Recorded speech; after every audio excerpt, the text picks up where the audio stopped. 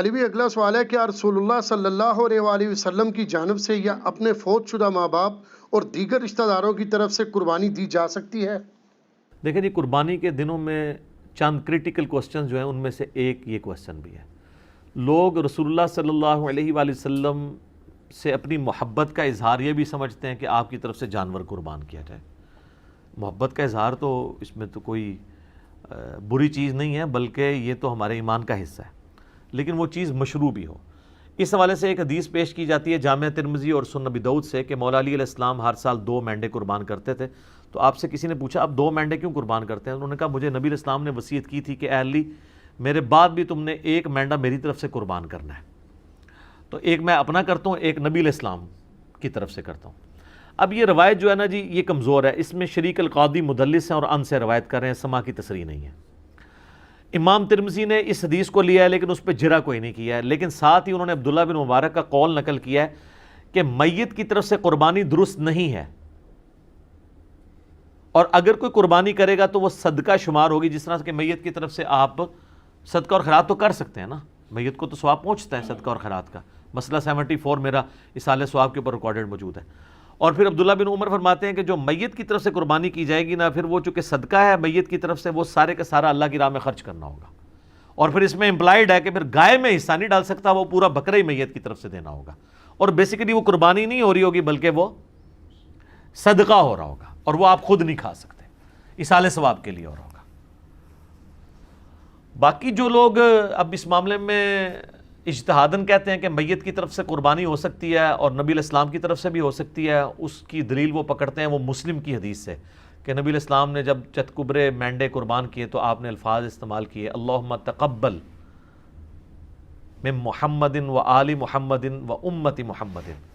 کہ اے اللہ اسے قبول کر لے محمد صلی اللہ علیہ وآلہ وسلم کی طرف سے، ان کی آل کی طرف سے اور ان کی امت کی طرف سے۔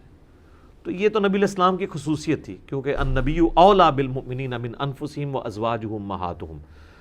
نبی صلی اللہ علیہ وآلہ وسلم مومنین کی جانوں پر اس سے بڑھ کر حق رکھتے ہیں، اور مومنین کی مائیں ہیں ان کی بیویاں جو ہیں نبی علیہ السلام کی۔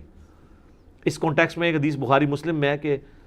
جب اللہ تعالیٰ نے نبی علیہ السلام کو وسعت دی تو جب کبھی کوئی مقروض کا جنازہ لایا جاتا تھا نا،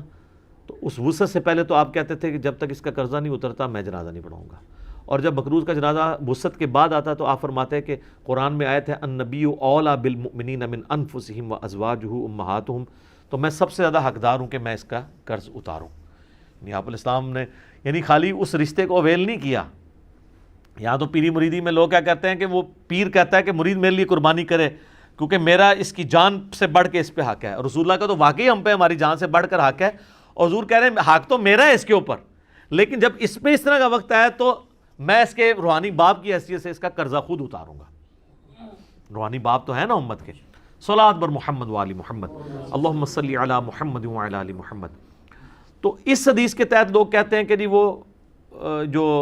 نبی علیہ السلام نے کہا کہ میری طرف سے اور میرے گھر والوں کی طرف سے، آل کی طرف سے، امت کی طرف سے، تو کہتے ہیں پھر امت بھی اگر حضور کی طرف سے کر دے تو پھر میں یہ کہوں گا کہ یہ پھر مسئلہ اجتہادی ہے، ضعیف احادیث بھی اس کو سپورٹیو ہے، اگر کوئی دینا چاہتا ہے ضرور دے، لیکن گائے میں نہ حصہ ڈالے، اللہ سے ایک بکرا دینا چاہتا ہے ضرور دے۔ اور پھر جس طرح ابن مبارک نے فرمایا، عبداللہ ابن مبارک نے امام حنیفہ کے شاگرد ہیں، امام حنیفہ کے شاگردوں میں سے ہیں اور امام بخاری کے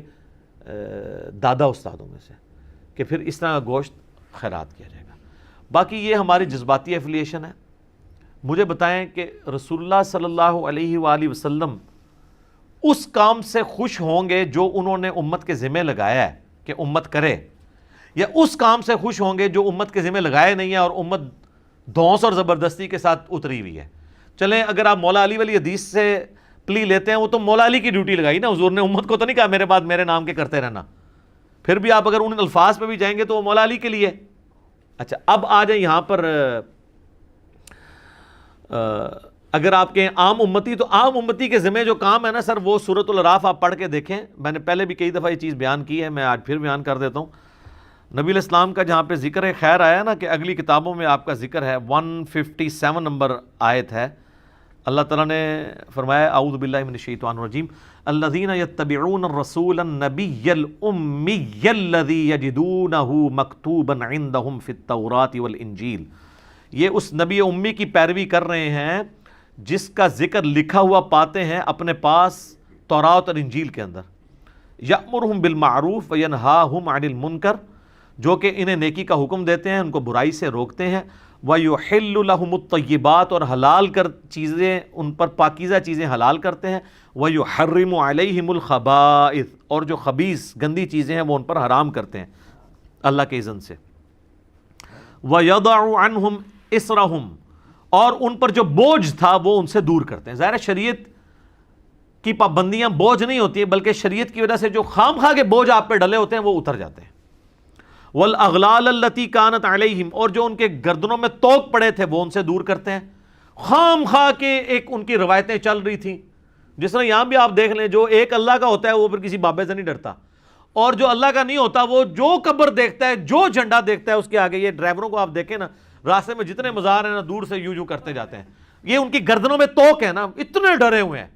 دور دور سے یوں کر رہے ہوتے ہیں۔ تو نبی علیہ السلام نے سب جھوٹے خداؤں کو سائڈ پہ کر کے ایک خدا کا تعارف کروایا، اور ہم نے آپ کو سارے جھوٹے بابوں سے ہٹا کے رسول اللہ کے قدموں تک پہنچایا۔ ما ضل صاحبکم وما غوی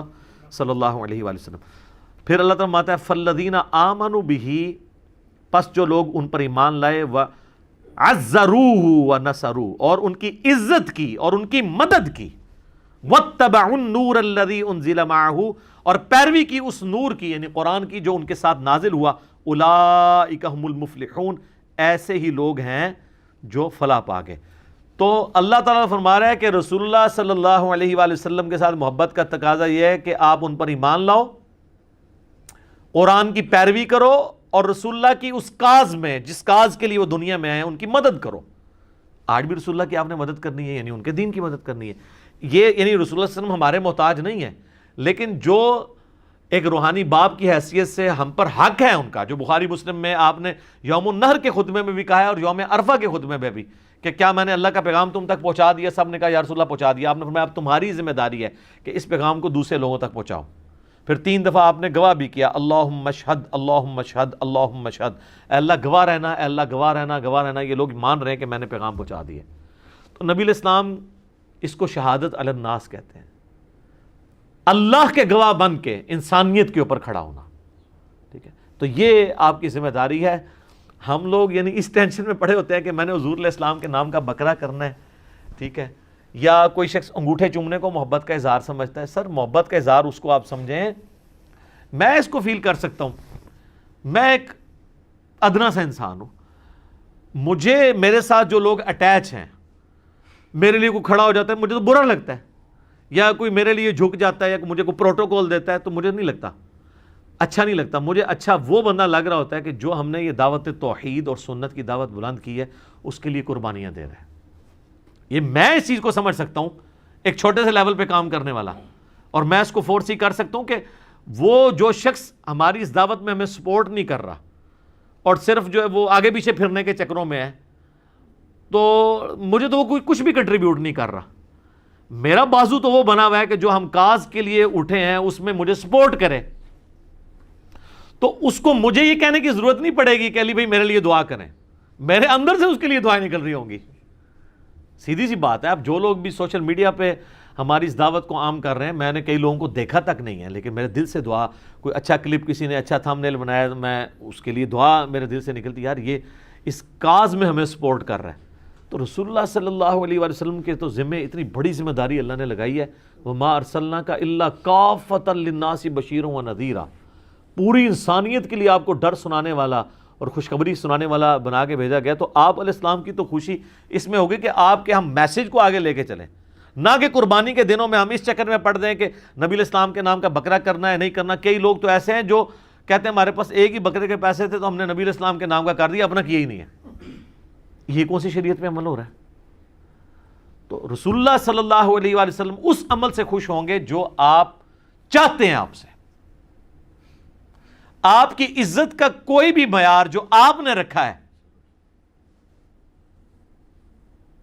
وہ قابل قبول ہوگا، اور جو آپ صلی اللہ علیہ وآلہ وسلم نے نہیں رکھا وہ مردود بھی ہو سکتا ہے، قابل قبول بھی ہو سکتا ہے، لیکن وہ تو ڈیفینیٹلی قابل قبول ہے جو آپ نے رکھا ہے۔ جامعہ ترمذی میں موجود ہے، ابو داؤد اور ابن ماجہ میں ڈیٹیل حدیث ہے، اور اس حدیث کے اندر شریک القاضی مدلس ہے، لیکن سما کی تصریح سنن کبری البیہقی میں موجود ہے کہ ایک صحابی قیس بن سعد کہتے ہیں میں کوفے کے پاس ہیرا نامی شہر میں گیا تو میں نے دیکھا لوگ اپنے سردار کو سجدہ کرتے ہیں، تو جب میں مدینہ شریف واپس آیا تو میں نے حضور علیہ السلام کو سجدہ کیا، آپ نے فرمایا سر اٹھا، یہ کیا کر رہا ہے؟ جب میں فوت ہو جاؤں گا تم میری قبر سے گزرو گے تو کیا اس پہ بھی سجدہ کرو گے؟ ان کا نہیں یا رسول اللہ۔ تو آپ فرمایا پھر مجھے بھی سجدہ کیوں کر رہے ہو؟ اگر میں سجدہ جائز سمجھتا تو بیویوں سے کہتا اپنے خامدوں کو سجدہ کریں اس حق کے سبب جو اللہ نے ان کو دیا ہے۔ تو نبی صلی اللہ علیہ وآلہ وسلم نے اپنی عزت اور تعظیم کا وہ راستہ جو شرکی کیٹیگری میں فال کر سکتا تھا یا آپ کی تعلیمات کے خلاف تھا، اس کو سائڈ پہ کر کے آپ نے کہا یہ کام ہے کرنے کا۔ آپ دیکھیں کئی صحابہ ہیں جو حضور کی وفات کے وقت وہاں موجود نہیں تھے، وہ بڑی دردناک حدیث ہے۔ معاذ بن جبل کو جب حضور علیہ السلام نے یمن کا گورنر بنا کے بھیجا تو آپ جو ہے وہ گھوڑے کے ساتھ پیدل چل رہے تھے اور چھوڑنے آئے، اور آپ نے پھر فرمایا تھا کہ ہو سکتا ہے معاذ اب اگلی دفعہ آؤ تو تم میری قبر پہ آؤ، تو انہوں نے کہا یا رسول اللہ میں تو میں آپ کا آخری دیدار بھی نہیں کر سکوں گا۔ سر پوری زندگی انہوں نے قربانیاں ساتھ دی تھی، وہ تو زیادہ حقدار تھے کہ وہ حضور کے ساتھ، لیکن ان کو پتا تھا یار حضور کی کاز کے لیے ہم جا رہے ہیں۔ حجۃ الوداع کے موقع پر صحابہ کرام نکلے ہیں تو پھر جناب لوگوں کو پتہ نہیں کہاں کہاں انہوں نے پیغام پہنچایا ہے۔ جو قادسیہ یرموک لڑنے کے لیے گئے ہیں وہ تو اپنی لائف کنکلوڈ کر کے گئے ہیں نا، کتنے لوگ شہید بھی ہو گئے وہاں پہ۔ تو یہ آپ حضور کے نام کے جانور دینے کی بجائے نا سر حضور کی کاز کے لیے آپ ان کی مدد کریں، جو اللہ تعالیٰ کی آپ سے ریکوائرمنٹ ہے، جو نبی علیہ السلام کی ریکوائرمنٹ ہے۔ جامعہ ترمذی ابو داؤد میں حدیث ہے، نبی علیہ السلام فرمایا اللہ اس کا چہرہ خوش و خرم رکھے جو ہماری حدیث سنے اور آگے لوگوں تک پہنچائے۔ حضور دعائیں دے کے گئے ہیں ان لوگوں کو جو آپ کا پیغام لوگوں تک پہنچا رہے ہیں، ٹھیک ہے۔ اور پھر حجۃ الوداع پہ آپ کی تلقین، پھر غدیر خم پہ آپ کی تلقین، قرآن اور اہل بیت، قرآن اور سنت، اور آگے پہنچاؤ آگے پہنچاؤ۔ کیوں؟ اس امت کی ذمہ داری ہے یہ۔ میں بار بار جو آپ کو کہہ رہا ہوں، آپ کو یہ بتایا جاتا ہے کہ اس امت کی فضیلت رسول اللہ کی وجہ سے ہے، حالانکہ اس کو ڈیپ ڈنگ کرے تو یہ اس امت کی فضیلت رسول اللہ صلی اللہ علیہ وآلہ وسلم کے خاتم النبیین ہونے کی وجہ سے ہے، کہ نبیوں والا کام جو پہلے نبی کرتے تھے، چونکہ آپ پوری کائنات کے لیے پیغمبر بنا کے بھیجے گئے ہیں، وہ آپ کے بعد چونکہ اب نبی کوئی نہیں آنا تو وہ کام آپ کی امت کو ٹرانسفر ہوا ہے۔ اس کام کے ٹرانسفر ہونے کی وجہ سے یہ امت افضل ہے، صرف چھڑا حضور علیہ السلام کا نام لگانے کی وجہ سے نہیں۔ اور اگر آپ یہ کہیں میرا اجتہاد ہے تو میں آپ کو قرآن کی آیت پیش کروں گا، کنتم خیر امۃ اخرجت للناس تأمرون بالمعروف وتنہون عن المنکر وتؤمنون باللہ، تم بہترین امت ہو جو لوگوں کے نفع کے لیے نکالے گئے ہو، لوگوں کو اللہ کی طرف بلاتے ہو، یعنی لوگوں کو نیکی کی طرف بلاتے ہو، برائی سے روکتے ہو اور اللہ پر ایمان لاتے ہو۔ ایمان تیسرے نمبر پہ ذکر ہوا ہے کہ ایمان سچا اس کا ہے جو لوگوں کو اللہ کی طرف بلائے، نیکی کے کاموں کی طرف برائے، برائی سے روکے۔ تو نبی علیہ السلام کا منصب تو یہ تھا، اور آپ کی مدد آپ نے اس طریقے سے کرنی ہے۔